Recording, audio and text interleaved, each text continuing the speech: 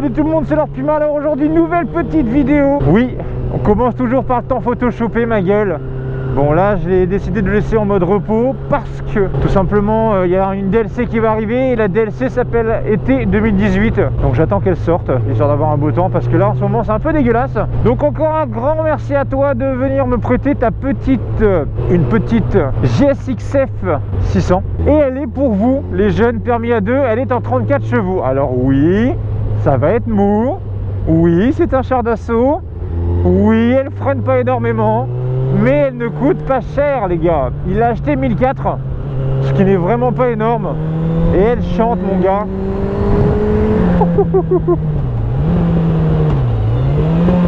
Oh là là là là. Bon allez, on va avoir 34 chevaux, mais juste le son.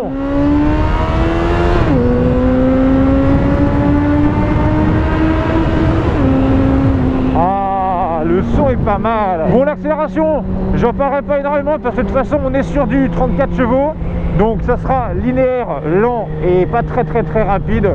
Ça veut dire à peu près pareil, mais vous m'aurez compris. En termes de position de conduite sur cette bécane là, comme vous le savez tous, je fais 1m90. C'est quand tu veux, papy chinois, merci.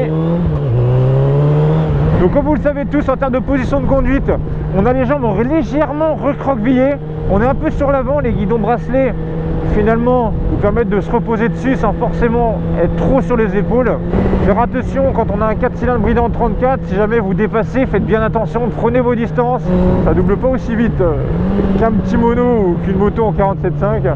Alors cette moto là, c'est une moto de 2003, de base elle fait 80 chevaux et on est sur un joli poids de 230 kg. Autant te dire que 34 chevaux là-dessous, mais ça chante. La mitraillette derrière. Bon attendez, on va voir. Attendez, on va voir l'accélération quand même. Personne derrière.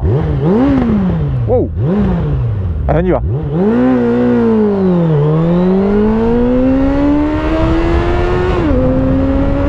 Les rapports tirent assez long. Oh, c'est pas dégueulasse. C'est pas dégueulasse du tout, même en 34 là. La mitraillette.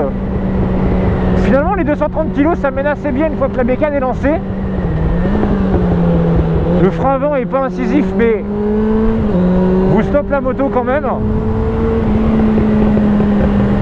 Le son, mon dieu.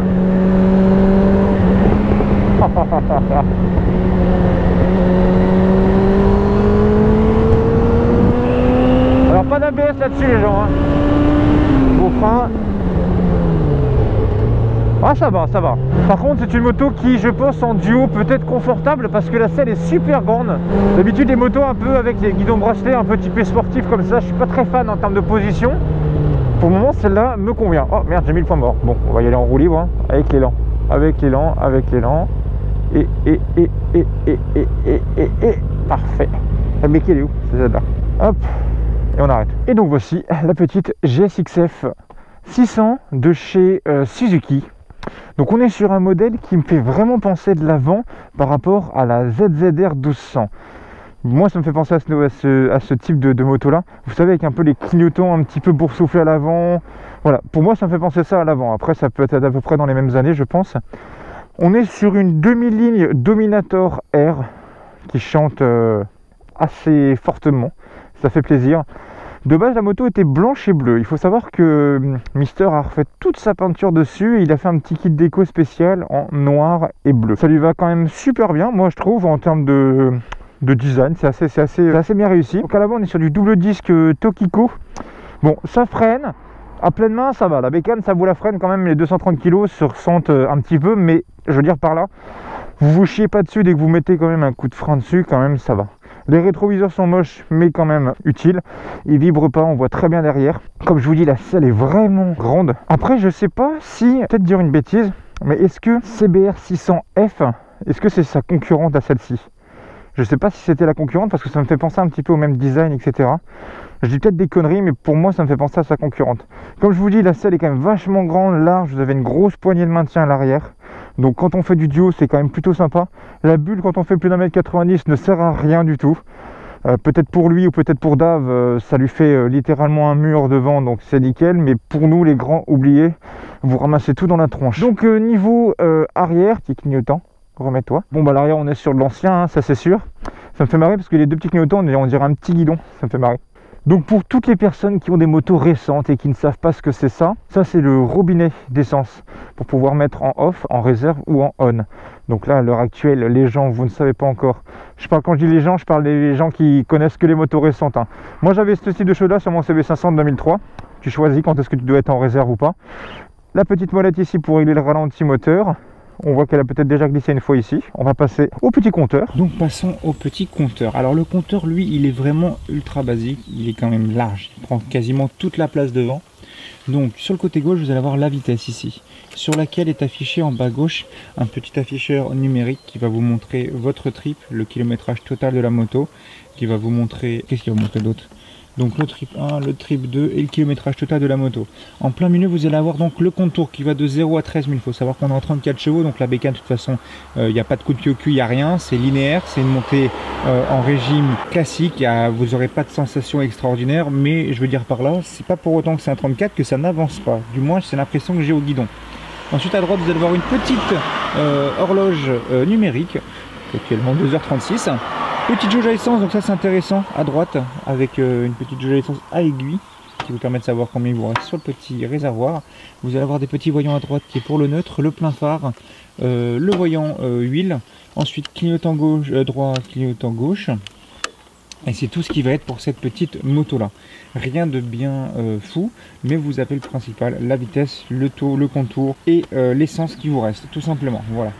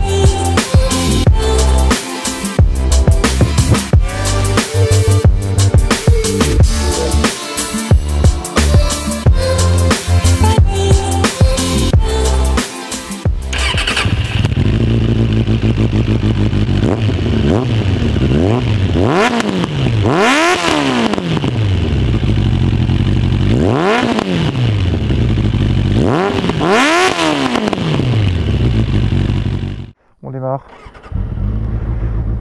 Putain, elle démarre bien. Faut savoir qu'il l'avait vraiment toute refaite comme il faut. Franchement propre. Allez, on remonte sur le suppôt et on avance.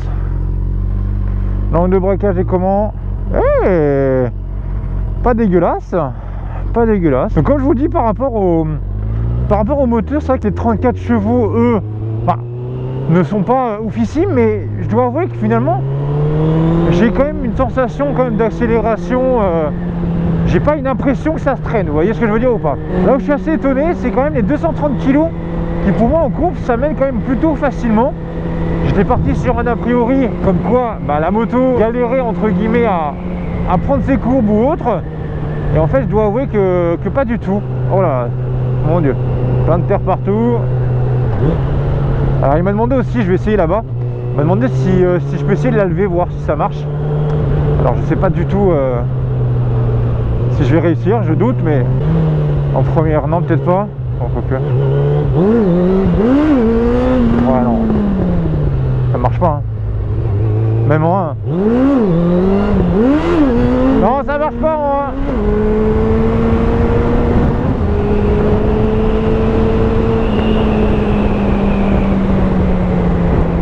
1. Hop là. Putain, la route elle est dégueulasse, ma veine. Non, c'est vrai que je dois avouer que finalement elle n'est pas si lourde que ça emmenée en courbe.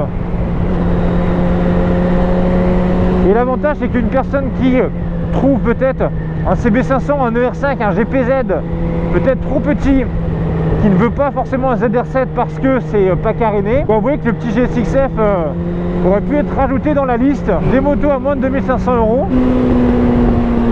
Je sais pas si vous entendez à l'arrière, mais c'est feu d'artifice, hein.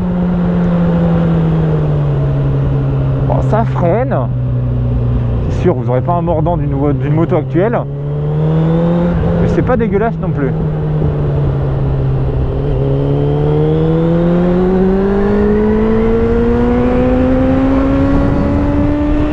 Les rapports, ça s'arrête jamais là-dessus.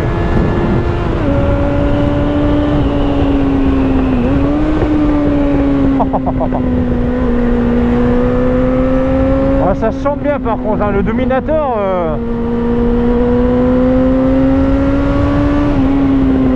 t'avances pas vite mais tu kiffes le son.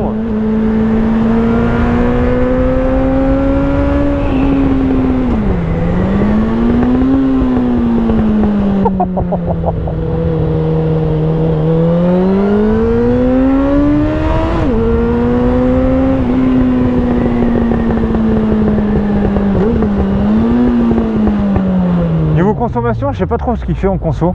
Bon, je pense que je vais lui latter un peu sa conso, mais voyez, regardez, je trouve pas ça dégueulasse. Finalement, vers les 7000 à peu près, ça, c'est là où ça traîne le moins. Ah bah je suis désolé toi là-bas, je pourrais pas te prendre en stop, hein. Je suis en moto, ça va être un peu compliqué.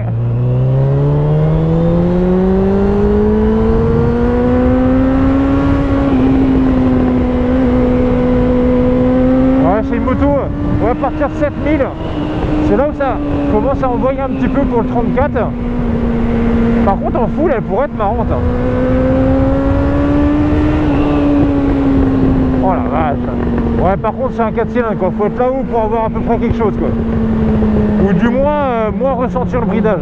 Par contre j'ai pas l'impression que c'est un bridage poignet parce que quand j'accélère, j'ai pas l'impression d'être bloqué à la poignée. Ah, mes petites poules. Oh la vache, elles sont multipliées. Elles se sont multipliées. Et là il y a le grand chef, il y a le coq. Avec toute sa basse-cour. T'inquiète pas le coq, je vais pas te voler tes poules. Bisous.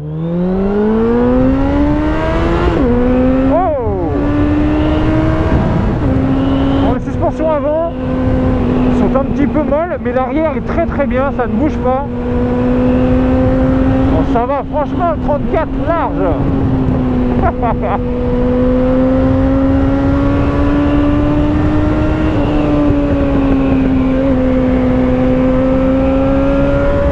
Là, vous voyez la position un petit peu recroquevillée vers l'avant sur les poignets. D'habitude, arrivé à ce moment-là de la vidéo, en général, c'est là où je commence à avoir mal au poignet. Et là je dois avouer que pour le moment ça va, donc la position finalement pour les personnes qui ont un peu mal au dos ou autre, moi en tout cas ça va, niveau poignet, niveau dos ça va. Bon, par contre les 34 chevaux, faites attention quand même en duo, hein, prenez un peu vos distances pour le freinage et pour le... Putain, j'arrête pas de passer le point mort, je suis trop con. Hop, on passe la première. Et vous voyez, regardez, à l'arrêt 1m90, les deux pieds à plat, je suis quasiment aussi bas qu'un CB500F. Ah bah, comme il y a des travaux à droite, on va pas aller par là-bas, on va devoir rentrer par ici tranquillement. C'était un petit test court, mais par contre, je suis parti avec un constat finalement négatif pour ma part au début. Parce que pour moi c'était une moto qui était lourde, ancienne, 34 chevaux. Bah finalement, il n'y a que les cons qui changent pas d'avis. Parce qu'au final, les 34 chevaux, c'est mon impression, on les ressent beaucoup moins que sur un bandit, le bandit que j'avais testé de mon poteau. J'ai l'impression que ça accélère un peu plus fort, on va dire. La position de conduite, elle est quand même V à toi. Je sais pas quitter, mais V à toi. Donc voilà, la position, elle est quand même pas trop dégueulasse. J'ai pas mal au poignet, je me sens bien. Vraiment, vraiment surpris parce que pour moi, quand tu la regardes, c'est un gros suppôt. Mais finalement, bah, ça s'amène tout seul en courbe. Elle ne demande pas beaucoup d'efforts à venir se coucher en courbe, elle le fait toute seule. Et c'est là où c'est assez bluffant, peut-être parce que le centre de gravité est bas, je ne sais pas. Mais en tout cas, assez bluffé là-dessus. Donc sur ce les gens, encore un grand merci à tous d'être de plus en plus nombreux. Toutes les personnes qui peuvent se déplacer en Bretagne, n'hésitez pas à m'envoyer si vous voulez me faire tester votre moto que je n'ai pas encore fait, ou une voiture, ou une activité mécanique assez sympathique. Envoyez-moi un mail sur lordpumatest@yahoo.com. Ce sera avec plaisir que je vous répondrai. Et en tout cas, je vous souhaite à tous une excellente journée. Équipez-vous, c'est très important. Gros bisous tout le monde et à bientôt. Ciao, ciao.